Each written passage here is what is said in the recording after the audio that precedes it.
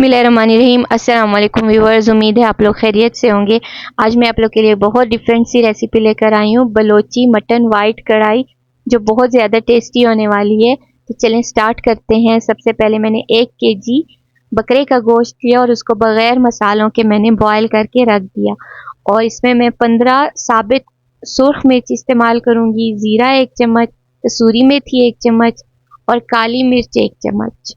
और इसमें मैंने 3 मीडियम साइज़ के प्याज लेके रफली काट लिए हैं और 8 जो है मैंने लहसुन के लिए और 3-4 मैं इसमें हरी मिर्चें डालूंगी। ये तमाम चीज़ें मैं आधा कप कुकिंग ऑयल में डालकर हल्का सा फ्राई करूंगी। इसको बहुत ज़्यादा फ्राई नहीं करना, कलर चेंज नहीं करना, बस हल्का सा सोते हो जाए, हल्का सा प्याज का कलर वाइट हो जाए, फिर हम इन तमाम चीज़ों को निकाल लेंगे कुकिंग ऑयल से।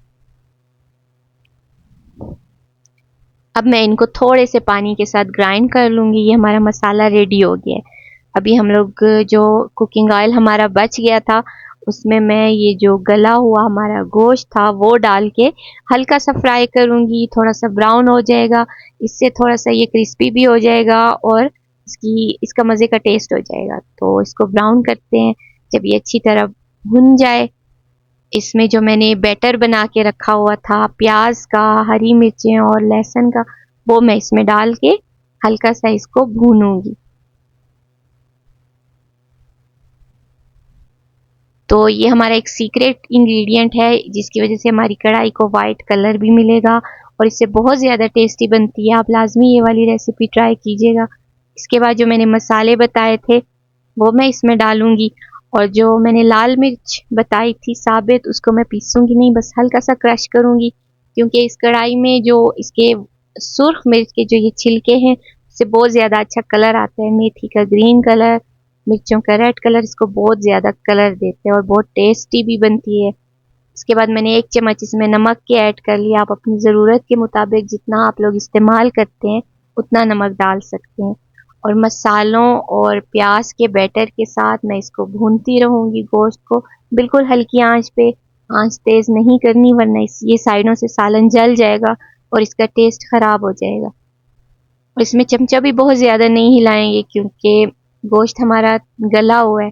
अगर बहुत ज़्यादा चमचा हिलाएंगे तो वो टूट जाएगा। तो बस थोड़ी थोड़ी देर के बाद चमचा हिलाना है, हल्की आंच पे रखना है ताकि ये चिपके नहीं। और जो प्याज़ों का पानी है उसमें ये बहुत ज़्यादा टेस्टी बनेगा, गोश्त मज़ीद गल जाएगा और उसके अंदर मसाले चले जाएंगे।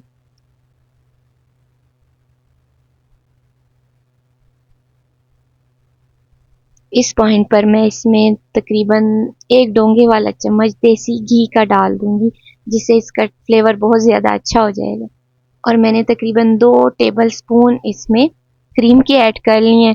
इसमें बहुत ज़्यादा क्रीम की भी ज़रूरत नहीं पड़ती क्योंकि प्याज का जो बैटर है उसके साथ जब क्रीम मिक्स हो जाएगी तो उसका कलर दोबारा से वाइट हो जाएगा, जो भूनने की वजह से थोड़ा ब्राउन हो गया था। तो इसमें बहुत ज़्यादा खर्चा नहीं पड़ता। ये बहुत ज़्यादा इकोनॉमिकल है और बहुत ज़्यादा टेस्टी है और बहुत क्रीमी टेक्सचर होता है प्याज की वजह से इसका। तो उम्मीद है आप लोगों को मेरी ये रेसिपी बहुत ज़्यादा पसंद आएगी और आप इसको लाजमी ट्राई कीजिएगा।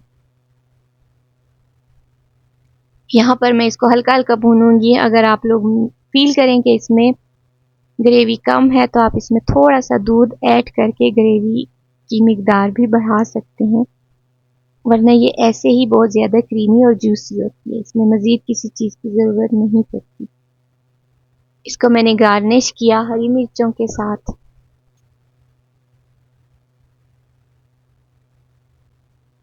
और इसका कलर और इसका टेक्सचर और इसमें मसाले बहुत ज़्यादा अच्छे लग रहे थे।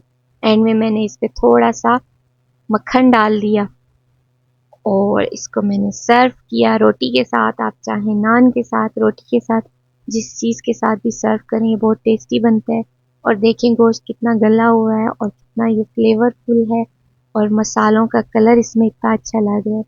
तो इंशाल्लाह आप बनाएंगे, आप कभी भी मायूस नहीं होंगे, ये आपको बहुत ज़्यादा पसंद आएगी। तो आप मेरे चैनल को लाजमी लाइक और सब्सक्राइब कर दीजिएगा। अल्लाह हाफिज़।